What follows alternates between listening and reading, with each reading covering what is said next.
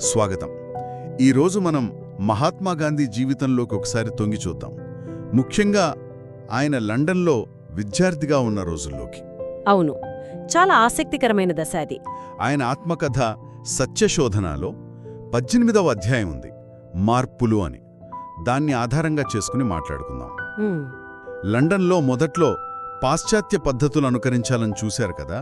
అవును, ఆ ప్రయత్నం నుంచి మెల్లగా ఎలా మారారు, అంటే స్వీయ క్రమశిక్షణ, సరళత వైపు ఎలా వెళ్లారు అనేది ఈ అధ్యాయం చెబుతుంది. సరే, ఇది కేవలం పైపై మార్పుల కథ కాదు, ఆయన లోపల జరిగిన పరివర్తన, ఆర్థిక క్రమశిక్షణ, లక్ష్యం పట్ల నిబద్ధత, వీటన్నిటికీ ఇది అద్దం పడుతుందన్నమాట. అంటే భవిష్యత్తు గాంధీకి పునాది ఇక్కడే పడిందా? ఒక రకంగా చెప్పాలంటే అవును. ఈ మార్పులు ఆయన తత్వాన్ని, ఆయన జీవితాన్ని ఎలా ప్రభావితం చేశాయో అర్థం చేసుకోవడానికి ఇది చాలా కీలకమైన ఘట్టం. సరే, మరి ఆ వివరాల్లోకి వెళ్దాం. గాంధీజీ లండన్ వెళ్లిన కొత్తలో, అంటే ఆ డాన్స్ నేర్చుకోవటం, వయోలిన్ క్లాసులు, ఇవన్నీ ప్రయత్నించారు. ఒక ఇంగ్లీషు పెద్ద మనిషిలా కనిపించాలని తాపత్రయపడ్డారు. కానీ అదే సమయంలో ఆయనలో మరో లక్షణం కూడా బలంగా పనిచేస్తోందని ఆయనే రాశారు. అదే ఆర్థిక క్రమశిక్షణ. అవును, అది చాలా ముఖ్యం. ప్రతి పెన్నీకి లెక్క రాసుకునేవారట. ఆ వయసులో, అది లండన్లో. అది సహజమేనా? అస్సలు కాదు, చాలా అసాధారణం అనే చెప్పాలి. చిన్న వయసులోనే, అది పరాయి దేశంలో అంత నిక్కచ్చిగా ఉండటం. ఇది కేవలం పొదుపు గురించి కాదు, గాంధీజీ అసలు స్వభావం ఇక్కడ కనిపిస్తుంది. ప్రతి పైసాకి, ప్రతి పనికి ఒక జవాబుదారీతనం ఉండాలనే తపన. ఆయనే స్వయంగా చెప్పారు గదా, రాత్రి పడుకునే ముందు లెక్క చూసుకునిగాని నిద్రపోయేవారు కాదని. అవును, జమాఖర్చు సరిచూసుకునిగాని నిద్రపోయేవాణ్ణి కాను అని రాశారు. ఈ అలవాటు ఆయనకు జీవితాంతం ఉండిపోయింది. నిజంగానా? ప్రజాజీవితంలో కూడా లక్షల కొద్దీ ప్రజాధనాన్ని నిర్వహించటంలో ఈ క్రమశిక్షణ, ఈ పద్ధతి ఎంతగానో ఉపయోగపడింది. ఎప్పుడూ నిధులు మిగిలేలా చూసుకునేవారట. అద్భుతం. అంటే ఇది కేవలం డబ్బు లెక్క కాదు, ఒక రకమైన స్వీయ పరిశీలన, బాధ్యత అన్నమాట. ఖచ్చితంగా. మరి ఈ లెక్కలు చూసుకోవడం వల్లే తన ఖర్చులు ఎక్కువ అవుతున్నాయని ఆయనకు అర్థమైందా? సరిగ్గా అదే జరిగింది. ఆ లెక్కల వల్లే తన జీవన విధానం, తన ఆర్థిక స్తోమతకు మించి ఉందని గ్రహించారు. కేవలం ఆయన ఇష్టాలే కాదు, ఆనాటి కొన్ని సామాజిక పద్ధతులు కూడా ఖర్చు పెంచుతున్నాయని గుర్తించారు. ఉదాహరణకు, ఒక కుటుంబంతో కలిసి ఉండటం, వారితో పార్టీలకు వెళ్లడం, అప్పుడప్పుడు డిన్నర్కి తీసుకెళ్లడం, ఇంకా స్నేహితులతో బయటకు వెళ్లినప్పుడు, ముఖ్యంగా మహిళలుంటే మగవాళ్లే బిల్లు కట్టాలనే పద్ధతి ఉండేది కదా, అవన్నీ భారంగా అనిపించాయి. దీన్నే ఆయన దొన్న గౌరవం కోసం చేసే ఖర్చు అన్నారు కదా. అవును, అవసరం లేకపోయినా సాంప్రదాయం కోసమో, ఇతరుల మెప్పు కోసమో చేసే ఖర్చనమాట. అంటే ఇక్కడ డబ్బు ఆదాయ చేయడమే కాదు, ఆయన ఆనాటి కొన్ని సామాజిక కట్టుబాట్లను, వాటిలోని కృత్రిమత్వాన్ని కూడా ప్రశ్నించడం మొదలుపెట్టారు, నిశ్శబ్దంగా. ఇది ఆయనలోని సత్యాన్వేషికి తొలి అడుగు అనుకోవచ్చు. అందుకేనేమో మొదటి మార్పుగా కుటుంబంతో ఉండటం మానేశారు, సొంతంగా గదులు తీసుకున్నారు. అవును, అది చాలా తెలివిగా ఆలోచించారు. ఎలా? తన పని ప్రదేశానికి నడిచి వెళ్లే దూరంలో, అంటే ఓ అరగంట నడక పట్టేలా గదులెంచుకున్నారు. ఓ, దానివల్ల బస్సు టికెట్ ఖర్చులు మిగిలాయా? ఖచ్చితంగా. అంతేకాదు, రోజుకు 8-10 మైళ్ల నడక అలవాటైంది. ఆ నడకే తన ఆరోగ్యాన్ని కాపాడిందని, శరీరం దృఢంగా తయారైందని ఆయనే రాసుకున్నారు. ఆరోగ్యం, పొదుపు రెండూ ఒకే దెబ్బకు. అదే ఆయనలోని ఆచరణాత్మకత. సమస్యను గుర్తించడం, పరిష్కారం వెతకడం, దానివల్ల వీలైనన్ని ఎక్కువ ప్రయోజనాలు పొందడం.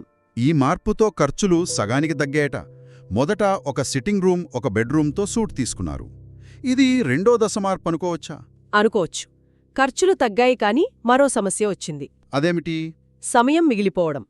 బార్ పరీక్షలకు పెద్దగా కష్టపడాల్సిన పని లేదని ఆయనకు త్వరగానే అర్థమైపోయింది. ఇక్కడ ఇంకో విషయం, ఆయనకు తన ఇంగ్లీష్ మీద అంత సంతృప్తి లేదు. అవునా? అవును, బారిస్టర్ పట్టాతో పాటు ఏదైనా సాహిత్య డిగ్రీ కూడా ఉంటే బావుంటుందనిపించింది. ఆక్స్ఫర్డ్, కేంబ్రిడ్జ్ గురించి ఆలోచించారు. కాని అవి చాలా ఖర్చుతో కూడుకున్నవి.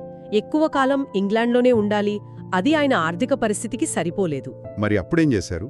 అప్పుడే ఒక స్నేహితుడు లండన్ మెట్రిక్యులేషన్ పరీక్ష గురించి చెప్పారు. ఓ, మెట్రిక్యులేషన్. అవును, అది కొంచెం కష్టమైన పరీక్షే, కాని పెద్దగా అదనపు ఖర్చు లేకుండా సాధారణ జ్ఞానం పెరుగుతుందని సలహా ఇచ్చాడు. గాంధీజీకి అది నచ్చింది.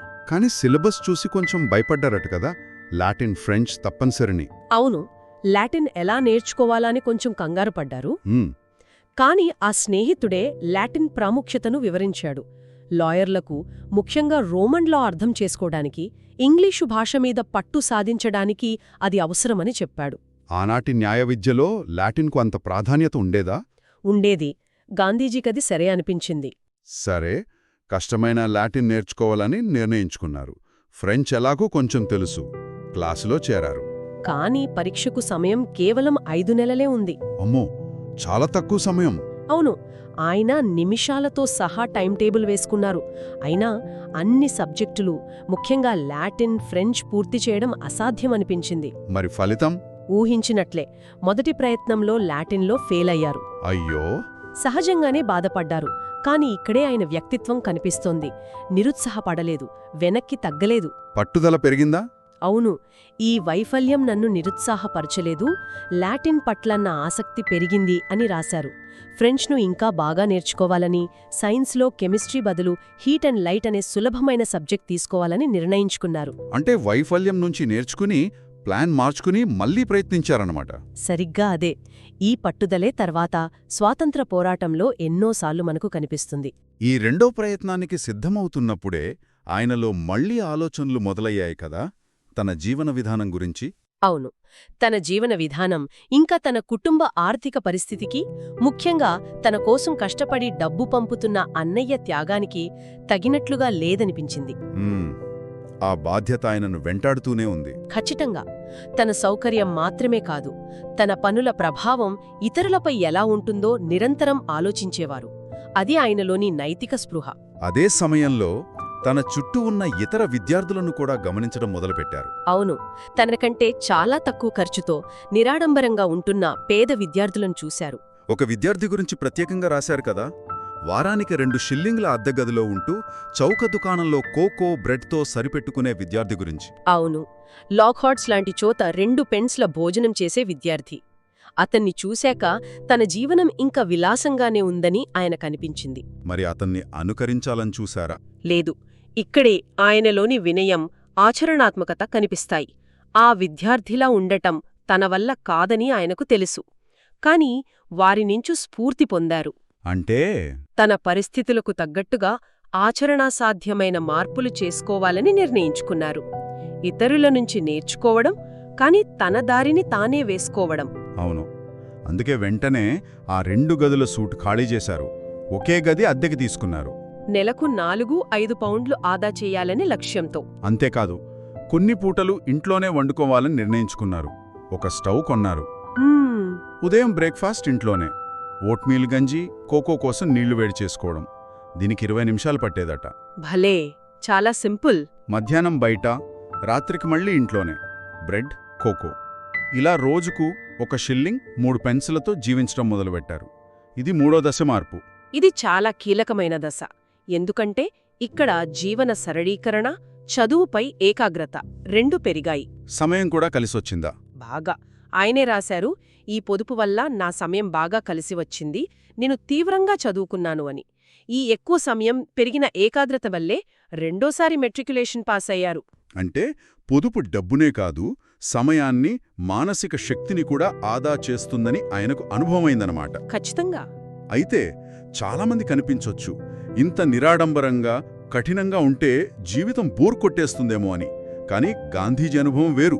అవును, ఈ మార్పు తన జీవితాన్ని నిస్తేజంగా మార్చలేదని ఆయన స్పష్టంగా చెప్పారు. దానికి బదులుగా ఈ మార్పు ఆయనకు అంతర్గత సంతృప్తిని, ఆనందాన్ని ఇచ్చింది. ఎందుకంటే ఈ మార్పు ఆయన లోపలి జీవితానికి, బయటి జీవితానికి మధ్య ఒక సామరస్యాన్ని తెచ్చింది. తన కుటుంబ ఆర్థిక పరిస్థితికి, తన మనస్సాక్షికి అనుగుణంగా జీవిస్తున్నాననే భావన కలిగింది. ఆయన మాటల్లోనే ఉంది కదా, నా జీవన విధానం నా కుటుంబ ఆర్థిక స్థితికి తగినట్లుగా ఉందనిపించింది. నా అంతరంగిక జీవితానికి, బాహ్య జీవితానికి మధ్య సామరస్యం కుదివింది. నా జీవితం మరింత సత్యవంతంగా మారింది. అందువల్ల నా ఆత్మకు, ఆనందానికి హద్దుల్లేవు. అసత్యవంతంగా మారింది అనే మాట చాలా ముఖ్యం. దాని అర్థమేమిటి? ఇక్కడ సత్యమంటే కేవలం నిజం చెప్పడం కాదు, తన నమ్మకాలకు, విలువలకు, వాస్తవ పరిస్థితులకు అనుగుణంగా ఎటువంటి కపటం, కృత్రిమత్వం లేకుండా బతకడం. బాహ్య ఆడంబరాలకు, సమాజం ఒత్తిడ్లకు లొంగకుండా తన అంతరాత్మ చెప్పినట్లు నడవడం. ఈ సరళత ద్వారా ఆయన కనుగొన్నది కేవలం డబ్బు ఆదా చేసే మార్గం కాదు, అది సత్యంతో జీవించడం ఎలాగో తెలుసుకోవడానికి చేసిన ప్రయోగం. అంతర్గత ఆనందమే ఆయనకు బలాన్నిచ్చిందా? అపారమైన మానసిక బలాన్నిచ్చింది. అద్భుతం. కాబట్టి లండన్లోని గాంధీజీ విద్యార్థి దశ నుంచి మనం నేర్చుకోవలసిన కొన్ని ముఖ్యమైన విషయాలున్నాయి. అవును. 1. చిన్న వయసు నుంచే ఆర్థిక క్రమశిక్షణ, జవాబుదారీతనం ఎంత ముఖ్యమో తెలుస్తుంది. నిజమే. 2. ఆడంబరాలకు పోకుండా మన అవసరాలకు, మనస్సాక్షికి తగ్గట్టుగా జీవనశైలిని మార్చుకునే ధైర్యముండాలి. 3. సవాళ్లు, ఫెయిల్యూర్స్ వచ్చినప్పుడు కృంగిపోకుండా పట్టుదలతో తెలివిగా లక్ష్యం వైపు వెళ్లడం. అవును, చాలా ముఖ్యమది. అన్నిటికంటే ముఖ్యంగా బయటి సరళత ద్వారా లోపల సంతృప్తి, నిజమైన ఆనందం అంటే సత్యవంతమైన జీవితం పొందవచ్చని అర్థమవుతుంది. సరిగ్గా చెప్పారు. ఈ అధ్యాయం గాంధీజీ వ్యక్తిత్వ వికాసంలో ఒక మైలురాయి లాంటిది. లండన్లోని ఆ అనుభవాలు, ఆ సవాళ్లు, ఆయన అలవర్చుకున్న పొదుపు, క్రమశిక్షణ, సరళత, సత్యాన్వేషణ ఇవన్నీ తర్వాత కాలంలో మహావృక్షాలయ్యాయి.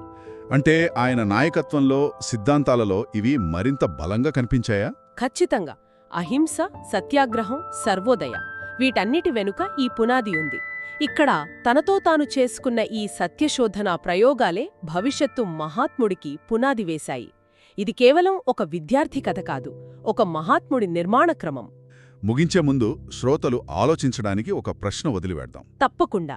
గాంధీజీ లండన్లో తన యవ్వనంలో వ్యక్తిగత స్థాయిలో అలవర్చుకున్న ఈ స్వీయ క్రమశిక్షణ, ఈ నిరాడంబరత, ఈ సత్యంతో జీవించాలనే తపన వీటికి ఆయన తరువాతి జీవితంలో ముందుకు తెచ్చిన అహింస, సత్యాగ్రహం లాంటి గొప్ప ఆదర్శాలకు, ఆచరణకు మధ్య సంబంధం ఏమిటి? ఆ వ్యక్తిగత ప్రయోగాలు ఈ మహోన్నత సిద్ధాంతాలకు పునాదిగా ఎలా పనిచేశాయి? దీనిపై ఆలోచిస్తూ ఉండండి. ధన్యవాదాలు.